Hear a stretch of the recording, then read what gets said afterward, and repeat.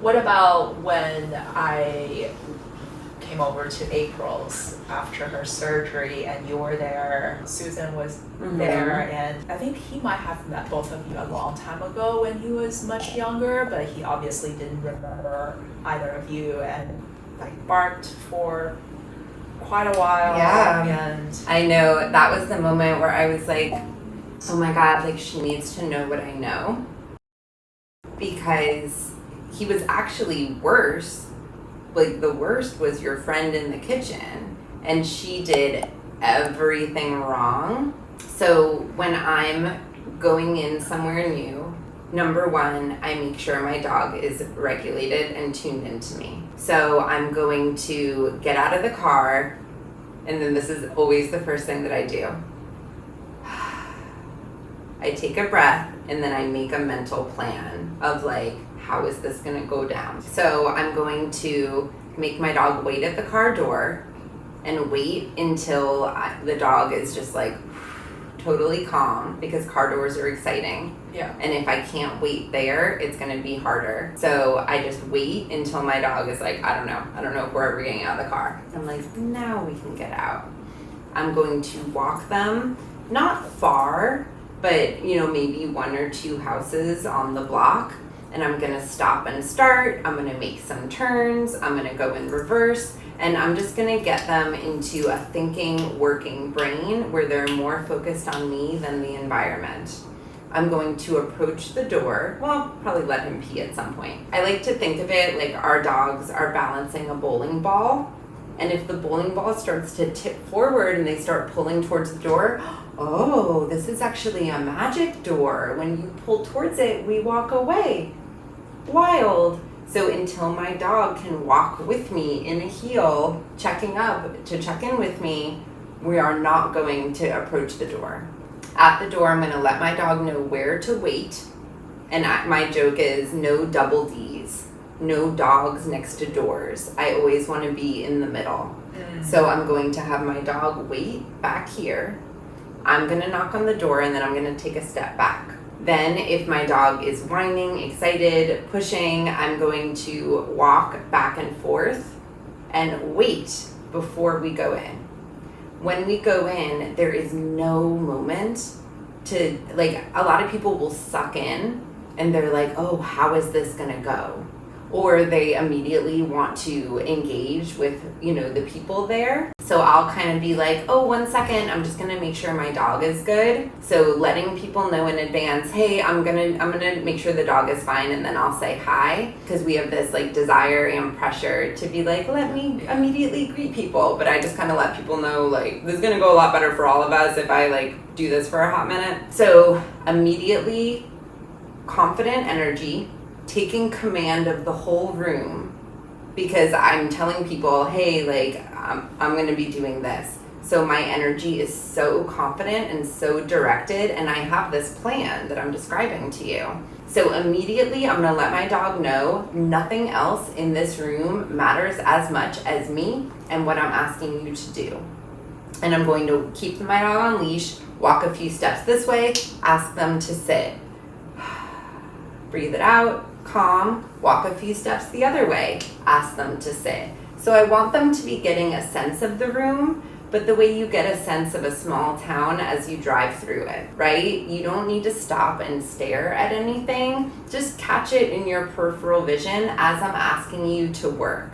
Because I don't want them to have the space where I'm like, oh, let's see what they do. I don't want to see what they do. I want to know what they're going to do. So bringing them over to a quiet space. And then again, communicating with people and being like, oh, hey, like, I'm just going to keep him on leash for a minute. If you guys could do me a favor and like, just don't look at him or talk to him. And then I don't know if someone was sitting in that little chair that was apart from the couch, but I might even ask them to move. And I might say, hey, like, do you mind if me and Remy sit there just while he's getting used to being here? And probably that's going to be fine. So find a spot a little bit away where you can have him exactly like this on leash next to you. And if he is like, ooh, like still too excited, that's okay. That's no problem. So I'll breathe it out for him to let him know, false alarm. That's no problem. Whatever happens is no problem. And here, let's just see what he does. So we won't say anything to him yet. Place. And little touch, hold the leash shorter. Place. And make a kiss sound like I did. And pulse release. And here, pulse release. Do you ask for a place, so we have to stay with it. And don't stare at him, because then it becomes a face-off. And now switch hands, so the leash is in the other hand, and snap over the place. Breathe it out.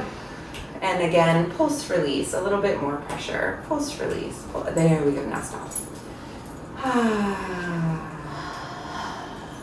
Beautiful conversation. And just showing him, you can't outsmart me, you can't outstubborn me. If I ask you to do something, I'm going to see it through. That shake is stress release, and that's good. Learning is stressful by nature. And here, we started asking for place, so let's go ahead and see it through. Kiss, kiss. And say place, touch, release, no steady pressure. And this is a very small ask. Whether you're here or here, that's not going to make a huge difference in your world. This is an opportunity to practice commands, practice following through, and practice building that cooperative mindset. Because most of us are like, oh, it's good enough. But I'm like, well, I asked you to be here. So what if your boss did that? Like, what if your boss asked you for something and you did something kind of like what they asked for, and they were like, oh, it's fine. You're gonna be like, sweet, I can get away with that, like, amazing. And you're just gonna try to do more of that. Like, I'll do the parts of this I feel like doing. And it's like, wow, like, no. When I come in somewhere, I have big energy, right? Like big leadership energy. I'm letting my dog know, here's what's important, and it's me and what I'm asking. And if my dog is like, hey, like, I actually can't sit still yet, I'm like, that's okay. And I'll walk some patterns in the living room, or maybe I'll go outside and come back in. And then just like right now, I'm like, okay, are you ready to like regulate and hang? And if they're not, maybe I'll stand up and just stand with them on leash in place, because maybe they're not ready for me to like go off duty. Maybe they need to feel like someone else is on the job and has things under control. And then when they're like totally relaxed, I'll try dropping the leash. And for me, I don't like when a dog explores the house. Like, just stay in the room where everyone is. I don't come over and go through someone's bedroom and bathroom cabinets, you know? So our dogs don't have to explore either. Yeah, he does. Like, he definitely does that, and that's what they naturally do when we don't show them, hey, like, that is actually rude. And that's why I love having dogs on leash in the house, especially other people's houses. And then just do that until it becomes the norm. And they still will, the same way he's getting up, like get up and go to explore down the hallway. But then I can just go, and they're like, okay, NBM, she got me. Yeah. And it isn't a big deal, because I don't blame them for wanting to be a dog and kind of do what comes naturally to do. But then if I say, oh, hey, would you mind not doing that? The answer has to be, yeah, no problem. Like, I just want to check it out, but no big deal. You're asking me not to. I don't mind at all. And then that's where the communication and the cooperative mindset really come in. And say it again. Place.